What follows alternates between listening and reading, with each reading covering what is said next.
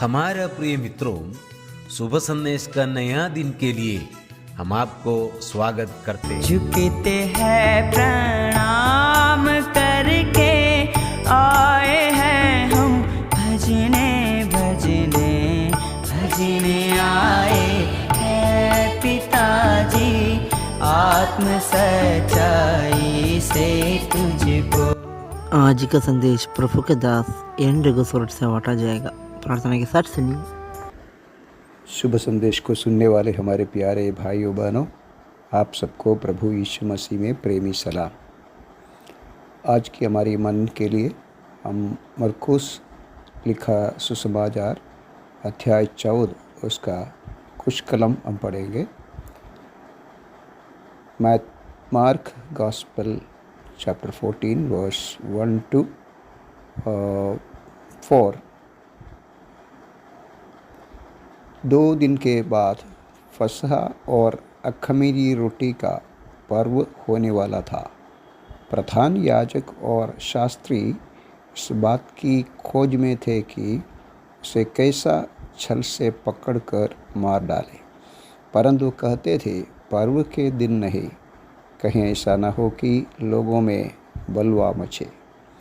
जब वह बैथनिया में शिमयोन कोढ़ी के घर भोजन करने बैठा हुआ था, तब एक स्त्री संगमरमर के पात्र में चिटमासी का बहुमूल्य शुद्ध इत्र लेकर आई और पात्र तोड़कर इत्र को उसके सिर पर उंडेला।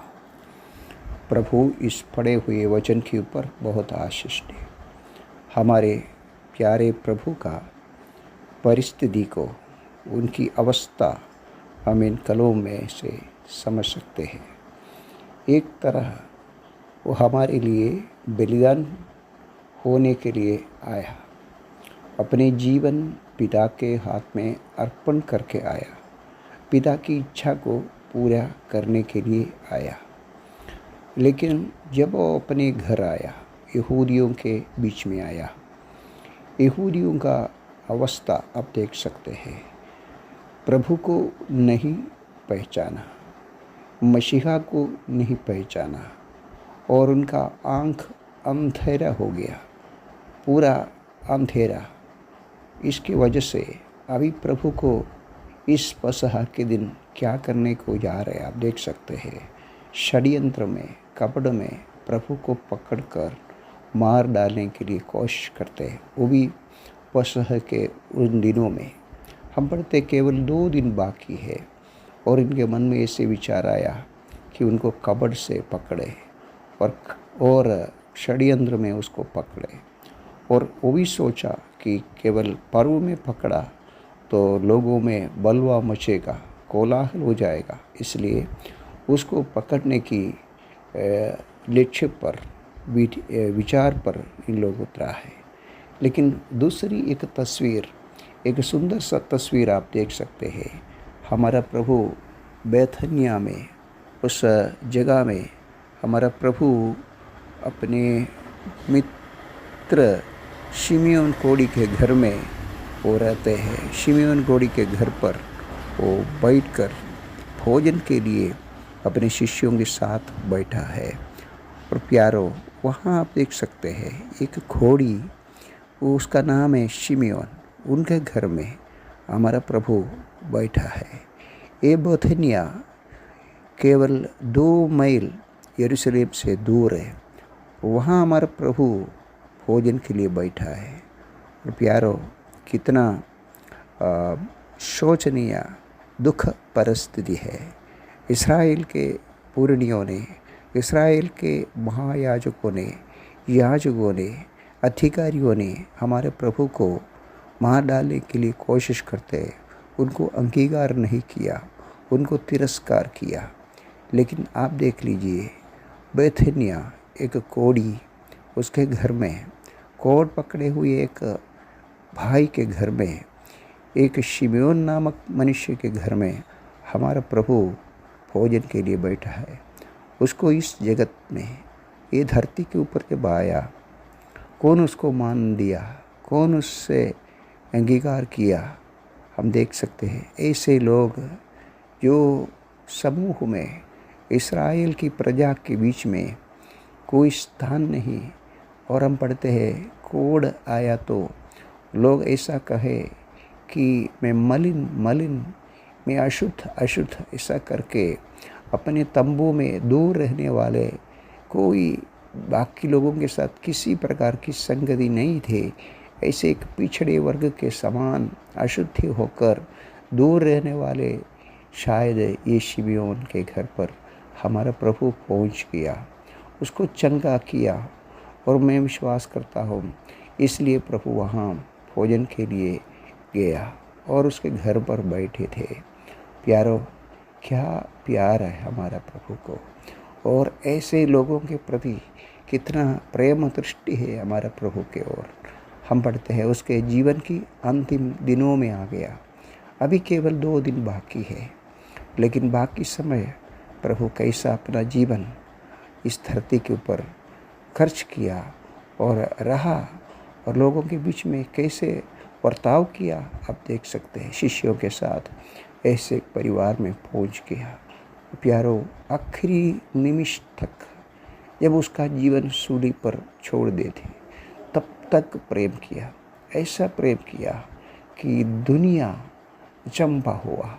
और यहाँ आप देख सकते हैं, और एक तस्वीर आप देख सकते हैं, एक स्त्री स्वच्छ जड़वासी का मरमर इत्र लेकर आया, बहुमूल्य इत्र लेकर आया। हाँ प्यारो, जब मसीह को पकड़ने के लिए षड्यंत्र बना रहे, जब मसीह को पकड़ने के लिए कपड़ में सोच रहे, उसको मारने के लिए लोग सोच रहे, तिरस्कार कर रहे, अपमान कर रहे, निंदित कर रहे, दुख दे रहे, मृत्यु उसके ऊपर दे रहे, तब देखा एक स्त्री, उनकी नाम नहीं लिखा है, यहाँ केवल लिखा है स्त्री, एक स्वच्छ जड़वासी का इत्र लेकर आया, वो भी लिखा है बहुमूल्य, वो भरनी लेकर आया प्रभु के सिर पर उड़ेलने के लिए, उसको अभिषेक करने के लिए, उसको सुगंधित करने के लिए।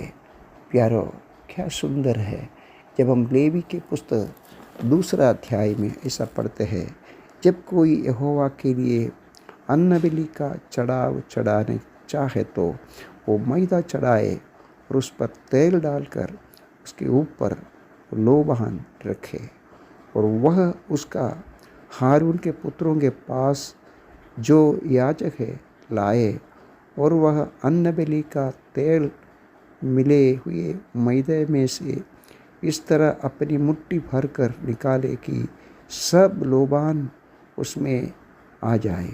हाँ प्यारो, वह यहाँ आप देख सकते हैं अन्नबलि का चढ़ा, और प्यारो निष्कलंक निर्दोष मैदा के उस बारीक अन्न के समान हमारा प्रभु इस धरती में किसी प्रकार का कलंक बिना जीवन जिया, और अभी वो अन्नबलि के रूप में पिता के हाथ में, पिता के लिए सुगंध द्रव्य एक अन्नबलि चढ़ा रहे।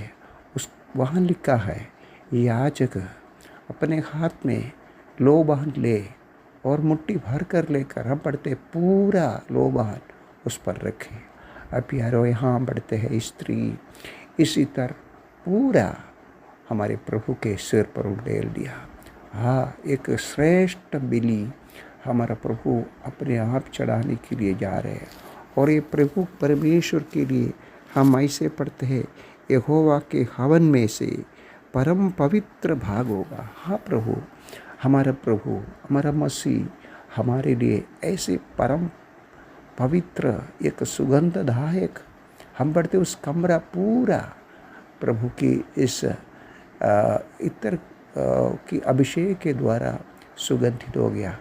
आपके जीवन, मेरे जीवन ऐसे कोढ़ पकड़ा हुआ शिमोन के तरह आया, लेकिन हमारा प्रभु वहाँ आने की वजह से, हमारे जीवन में आने की वजह से, और उसका सुगंध बलिदान के द्वारा, परम पवित्र सुगंध बलिदान के द्वारा, उस अन्न बलि की चढ़ाव के द्वारा पूरा पवित्र कर दिया, पूरा सुगंधदायक कर दिया।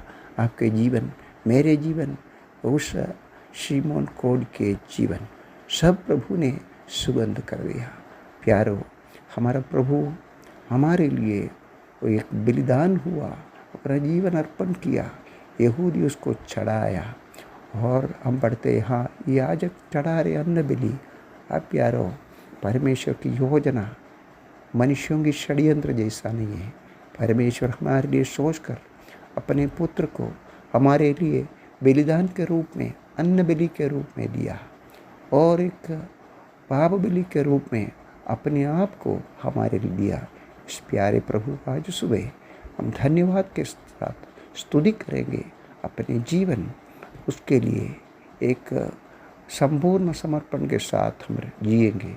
प्रभु इन वचनों के द्वारा हम सबको सहायता करे। जय मसीह की।